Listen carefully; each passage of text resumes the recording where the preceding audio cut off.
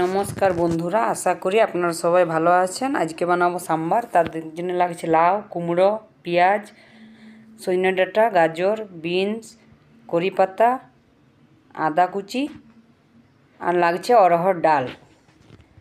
ডালটাকে ভালো করে ধুয়ে নিব। ধুয়ে পরে সিদ্ধ করে নিব। খুব বেশি করব না, হালকা সিদ্ধ করব।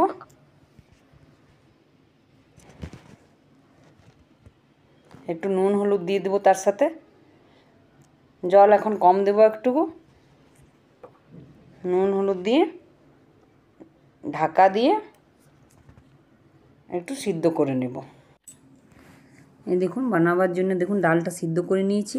হলুদ লাগছে, নুন লাগছে, একটু মৌরি লাগছে, কাশ্মীরি একটু লাল লঙ্কা গুঁড়ো লাগছে, এটা তেঁতুলটা ভিজিয়ে রেখেছি, তেঁতুল লাগছে, এটা সাম্বার মশলা রাখছে, সেটাও ভিজিয়ে রেখেছি, এটা রিফাইন তেল লাগছে, সরষা আর শুকনো লঙ্কা লাগছে।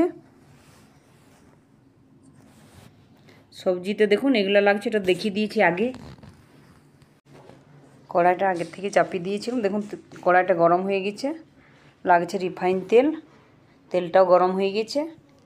এবারে দেব সরষা, কালো সরষা দেবেন, আর মৌরি, শুকনো লঙ্কা দেব, আর কড়ি পাতা দেব। দেখুন কড়ি পাতাটা দেওয়াতে খুব সুন্দর একটা গন্ধ বেরোচ্ছে। এবারে দিয়ে দেবো আদা কুচিটা। আদা কুচি বেশি না, একটু দেবেন। তারপরে পেঁয়াজটা দিয়ে দেবো। পেঁয়াজটা একটু বড় বড় কাটবেন, গলে যায় পেঁয়াজটা। তারপরে একটু নেড়ে নেব। এই যে পেঁয়াজটা হালকা ভেজে নিয়েছি। এবারে সব সবজিগুলোর মধ্যে দিয়ে দিব। সবজিগুলো দিয়ে হালকা করে ভেজে নেব। আঁচটা একটু মিডিয়াম রাখবো। দেখুন মোটামুটি ভাজা হয়ে গেছে।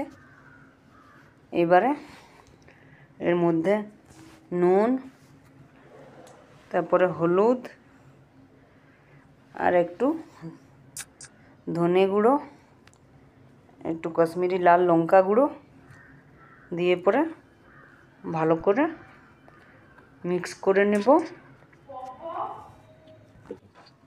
দেখুন ভাজা ভাজা হয়ে গেছে। এবার জলটা দিয়ে দিব। খুব বেশি জল দেবেন না, ডালটাতে আছে জল। একটু হালকা গরম জল দেবেন, আর 5 থেকে 7 মিনিটের মতন ঢাকা দিয়ে একে সিদ্ধ হতে দেব। এই দেখুন 10 মিনিট হয়ে গেছে। দেখুন সিদ্ধ হয়ে গেছে মোটামুটি। এবারে একটু মিক্স করে নেব ভালো করে। মিক্স করার পরে ওই যে ডালটা সিদ্ধ করে রেখেছিলাম, সেই ডালটা এর মধ্যে দিয়ে দেব। দিয়ে পরে ভালো করে এটাকে মিক্স করে নেব। এই দেখুন কি সুন্দর লাগছে। দেখুন দেখুন মিক্স করে নিয়েছি ভালো করে। এবার সাম্বার মশলাটা যেটা ভিজিয়ে রেখেছিলাম ওইটা দিয়ে দেবো এর মধ্যে, আর তেঁতুলের কাঠটাও দিয়ে দেবো।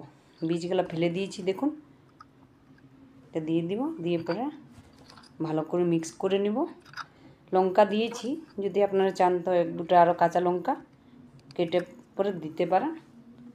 এই দেখুন আমি একটা দিয়েছি, যে যেমন ঝাল খান। এই দেখুন হয়ে গেছে। এটা গুড়ের পাউডার হচ্ছে, এটা অপশনাল হচ্ছে, দিতেও পারেন বা নাও দিলেও হয়, কিন্তু দিলে কি একটু টেস্টটা সাম্বারের বেশি ভালো হয় খেতে। এবার ঢেলে নিব এটাকে। দেখুন রান্নাটা হয়ে গেছে। দেখুন কি সুন্দর লাগছে। এটা ইডলি, ধোসা বা গরম ভাতের সাথেও ভালো লাগে খেতে। যদি আপনাদের ভালো লাগে একটা লাইক করবেন, সাবস্ক্রাইব করে আমার রান্নাটা দেখার জন্য অনেক অনেক আপনাদেরকে ধন্যবাদ।